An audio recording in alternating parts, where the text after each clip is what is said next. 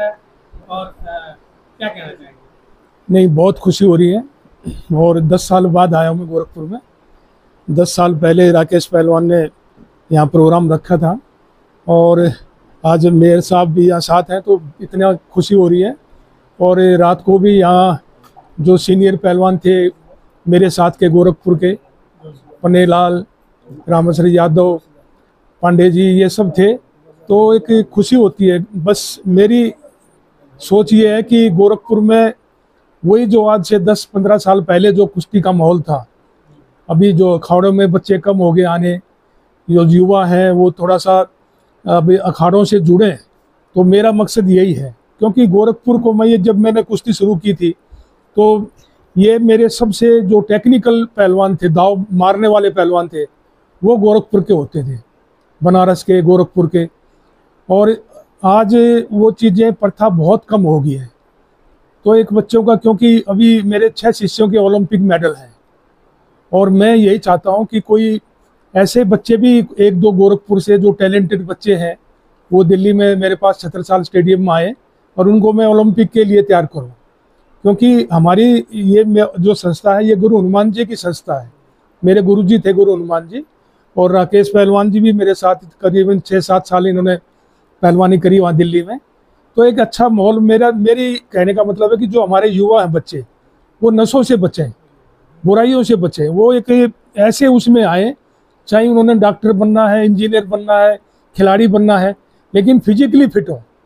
वो चीज़ें बहुत ज़रूरी है और असंभव कोई चीज़ नहीं है। अगर आपका लक्ष्य मजबूत है, आप मेहनत करते हैं, तो हर चीज़। मैं जब गांव से आया था तो मैं अपने गांव का तगड़ा होने के लिए आया था। मैं जानता भी नहीं था एशियाड, कॉमनवेल्थ गेम ये क्या है, या भारत केसरी, कुछ भी नहीं जानता था। लेकिन अच्छे गुरु मिले, उन्होंने अच्छी शिक्षा दी, तो वो सब आज भारत सरकार ने पद्म भूषण, पद्म श्री, द्रोणाचार्य, अर्जुन अवार्ड, सब कुछ, Asiad gold medal, Commonwealth gold medal. तो एक खुशी होती है। और मैं यही चाहता हूँ कि हमारा जो युवा है वो बस मजबूत हो, क्योंकि जिस देश का युवा मजबूत होगा तो वो देश मजबूत है।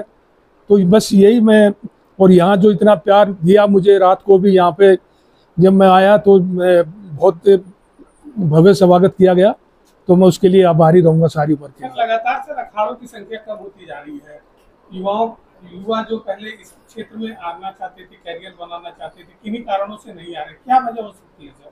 नहीं, उसका कारण क्या है ना, अब तो सरकार ने भी सुविधाएं काफ़ी दी है, पैसा बहुत मिल रहा है। अगर आप इंटरनेशनल लेवल पर मेडल लेके आते हैं तो राज्य सरकारें बहुत पैसा दे रही है, भारत सरकार बहुत पैसा दे रही है, और खेलों को प्रोत्साहन।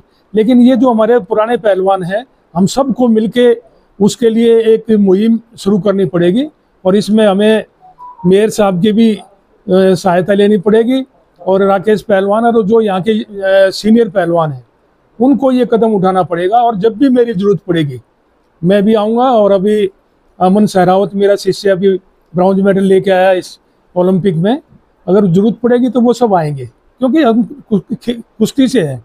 और सबसे बड़ी चीज़ है, जब देश में हम उस स्तर पर मेडल जीतते हैं तो उसका कोई लेवल नहीं होता।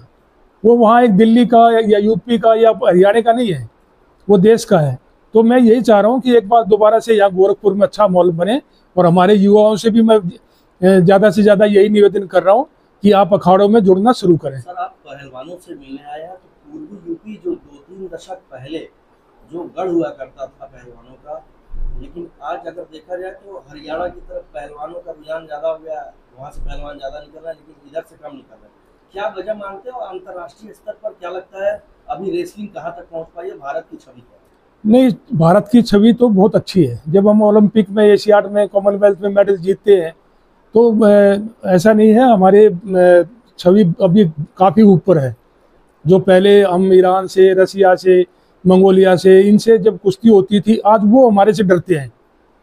तो अभी माहौल बहुत अच्छा है। और जहाँ तक ऐसी बात नहीं है कि बिल्कुल ख़त्म हो गया है। गोरखपुर के मेरे पास में 3 बच्चे हैं और मैं उनको तैयार कर रहा हूँ, तो अच्छा, पर और ज़्यादा आने चाहिए।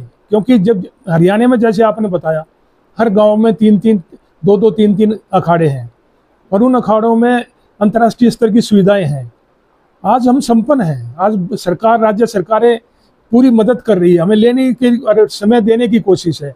क्योंकि कोई भी चीज़, मैं आज से 57 साल पहले गुरुजी के पास आया था, 11 साल का था, तो तब से आज तक मैं यही प्रयास कर रहा हूँ और उसमें मुझे सफलता मिल रही है। खुशी होती है जब ये बच्चे उस अंतर्राष्ट्रीय स्तर पर जीतते हैं, और एक दुख होता है जब हमारे बच्चों का पता चलता है कि भाई वो गलत रास्ते पर जा रहे हैं। तो वो चीज़ें को कम करने के लिए हमें अखाड़ों का रुझान ज़्यादा करना पड़ेगा। सर अगर बात करें, फास्ट फूड का दौर है, जो युवा है ज़्यादा फास्ट फूड पर उनका रुझान है, और अगर फूड की बात करें तो बाजार में जो भी फूड है काफ़ी मिलावट हो रही है। तो क्या लगता है युवाओं से क्या मैसेज देना चाहिए? नहीं, मैं तो वही बताया ना मैंने, जैसे वो चीज़ें, क्योंकि अब आजकल के पहलवान जो हैं वो प्रोटीन पर ज़्यादा डिपेंड करते हैं। हम लोग थे, मैं तो 10 किलो दूध रोज़ पीता था, तो उसको हजम करने के लिए 8-9 घंटे मेहनत करनी पड़ती थी, तो आपका उतना स्टेमिना, पावर वो सब मिल जाती थी। तो ज़रूरत है अभी बच्चों को दोबारा से उसी पुराने सिस्टम पे आना पड़ेगा, और जिससे कि वो लंबे चलें, क्योंकि प्रोटीन थोड़े टाइम के लिए चलती है। और वो अभी घी, दूध, बादाम, फ्रूट, सब्जियां, तो ये चीज़ें हैं। तो मैं ये मानता हूँ कि आएगा दोबारा माहौल, कोशिश तो कर रहे हैं हम, मैं जगह जगह इसलिए जा रहा हूँ, और मेरा यही प्रयास है कि हमारे युवा दोबारा से अखाड़ों में उतरे। मैट और मिट्टी में कुछ फर्क है क्या? नहीं, बहुत फ़र्क है। वो ये फ़र्क है कि मैट के ऊपर आपको कॉस्ट्यूम, रेसलिंग शूज़, एक टाइम की पाबंदी होती है।